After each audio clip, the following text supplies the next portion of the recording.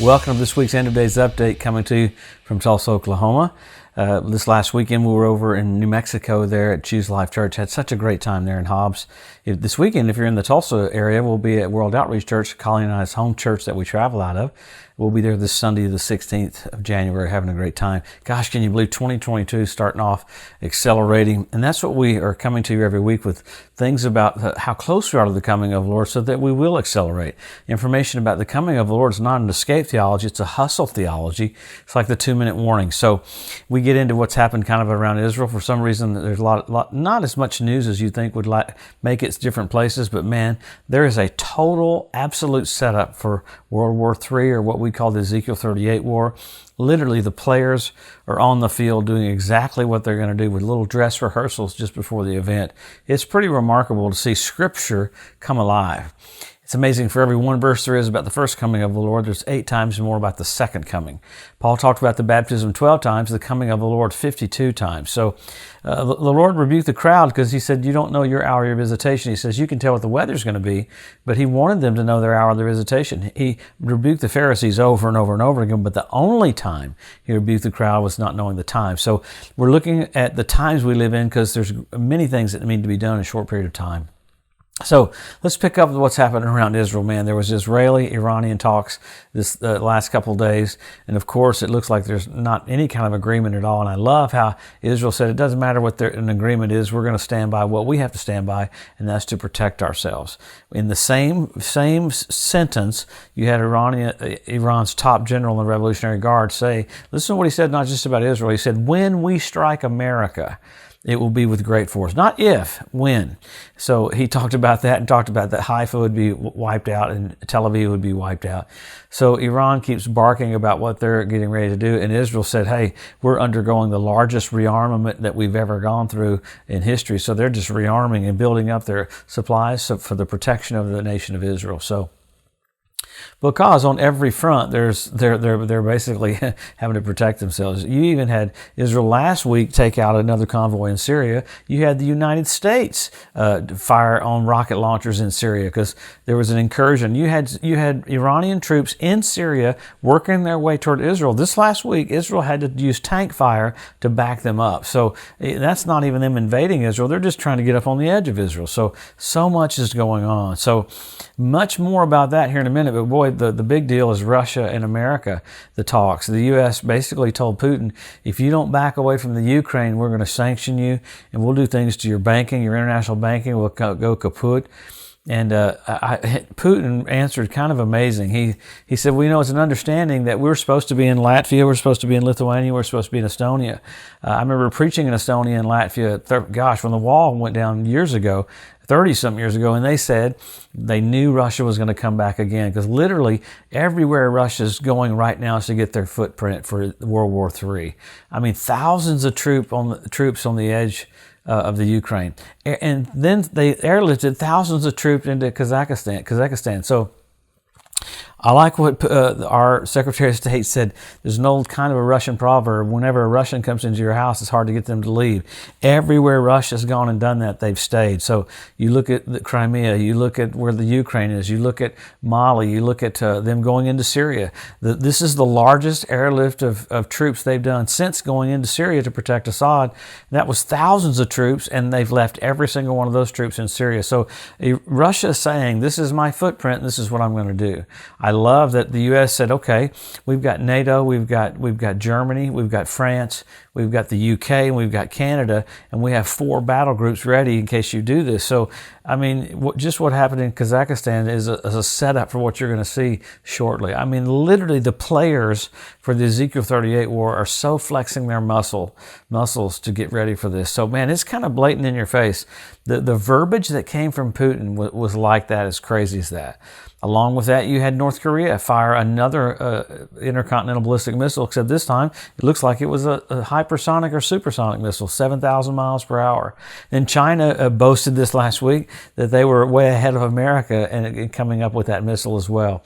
So, man, when you've got North Korea with that kind of capability, And because what happens is that the missiles like that are kind of hard to defend yourselves from when they're going that fast. So you've got China talking like that, and China threatening Japan that they would nuke Japan, and then Russia two weeks ago telling NATO to go to hell, telling the United States to go to hell. Putin said that publicly. So you've got these players that used to, in the old days, quietly behind the scenes, they'd make threats. Now they make threats and even curse at other nations. So much more going on, along with you had locusts, millions of locusts off the coast of South Africa. You had a whole outbreak of locusts in Australia. They're talking about where all these plagues are coming from. Just crazy. So earthquakes in Greece, earthquakes in California. I don't have time to get into all the asteroid stuff. NASA has a brand new site set up for asteroids because there's so much heavenly activity pointing to the coming of the Lord. So we're watching the setup for the entrance of the King. Exciting, very scary for the world, but supernaturally exciting for us because we're about to be raptured. We're about to see Jesus face to face, but we have a lot to do before we get there. So we always do this every week. We go to some of the signs. There's about 75 signs of the second coming of the Lord. Rapture sign list. So let's look at some of the signs about the second coming. Number one, Israel being regathered as a nation. Jerusalem won back. Jesus said the generation that sees those two won't pass away till all is fulfilled. Then you've got the revival of the Roman Empire. You have the Ethiopian Jews brought back. You got the fertility of the land of Israel. You have all of these in a row. You got the Temple Mount Institute ready to start having sacrifices. You have the ritual baths around the Temple Mount fill up with water. You had foxes show up on the Temple Mount.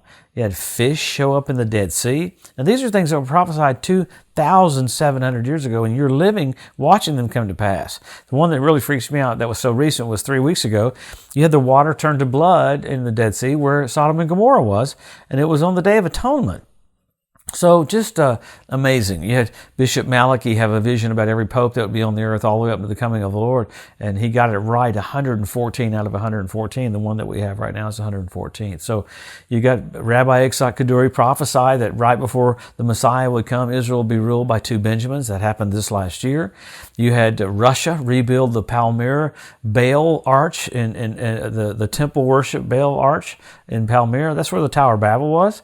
The Talmud says that's the last thing you'll see before the Messiah comes. So many signs pointing to the coming of the Lord. You had a guy come out this last week say he knows where the Ark of the Covenant is, and he said when he announces it, it's going to create all kinds of controversy. So then you've got signs, and now you have signals. You had blood red moons on Passover and Tabernacles. When's the last time you had 4 in a row on Passover and Tabernacles? 1967 when Jerusalem was won back. 1948 when Israel was made a nation. In 1492 at the Edict of Expulsion when the Jews were kicked out of Spain.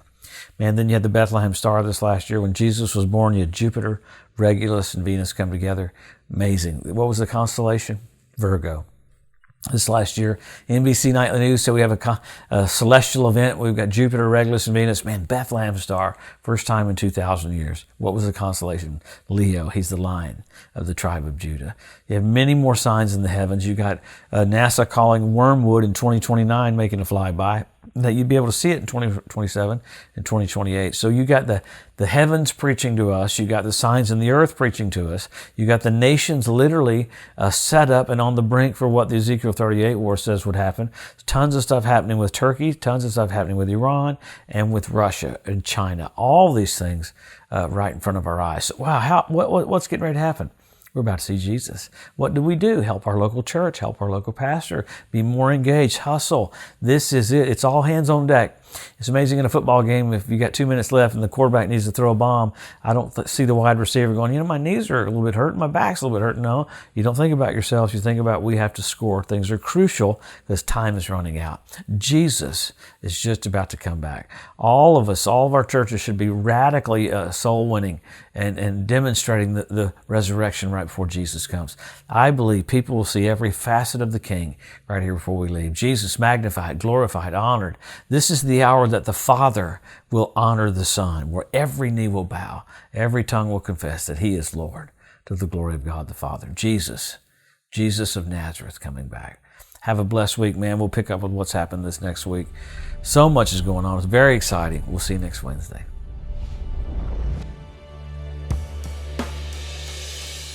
Thanks for joining us today at the End of Days Update. If you'd like to be notified every time there's a new post, just go to the edu at josephmorris.com and subscribe to receive email alerts. If these posts and updates have been a blessing to you, please consider making a one-time donation to help get the message out, or even becoming a monthly partner with Joseph Morris Ministries. Thanks again for tuning in to the EDU, and we'll see you next week.